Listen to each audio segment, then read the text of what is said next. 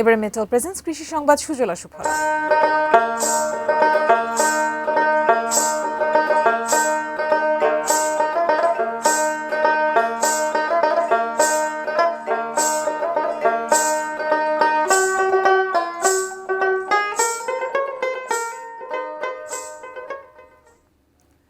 নাটোরের গুরুদাসপুরে লিচু বাগান জুড়ে এখন মৌমাছির ব্যস্ততা আর মুকুলের সুবাসে মুখর পরিবেশ।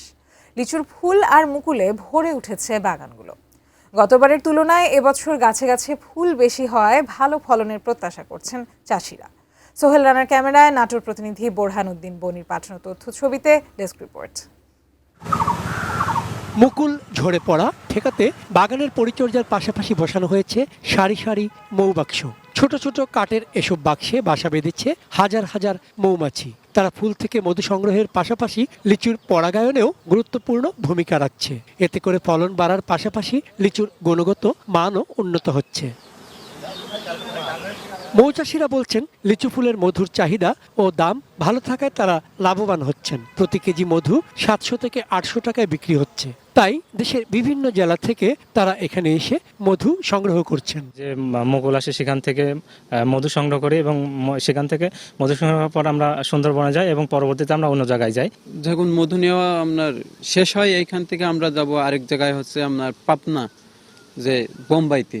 বাগান মালিকরা জানান মৌমাছির কারণে লিচুর পরাগায়ন বৃদ্ধি পায়, ফলে ফলনও বাড়ে। এ পদ্ধতিতে একদিকে যেমন উৎপাদন বাড়ছে, তেমনি মধু সংগ্রহের মাধ্যমে তৈরি হচ্ছে নতুন কর্মসংস্থান। এনারা প্রতি বছরই আমাদের বাগানে আসে, যাতে করে আমাদের প্রতি বছরই ফলন তুলনামূলকভাবে অনেক বৃদ্ধি পায়। মৌমাছির কারণে পরাগায়নটা ভালো হচ্ছে, গুটিটাও বেশি দেখা যাচ্ছে। যদি কোনো প্রাকৃতিক দুর্যোগ যদি না থাকে, আশা করছি এবছরে আমি বাগানটা 1,80,000 থেকে 2 লক্ষ টাকা বিক্রি করতে পারবো। উপজেলা কৃষি অফিস জানায় এবছর প্রায় 410 হেক্টর জমির 585টি লিচু বাগানে ফুল এসেছে।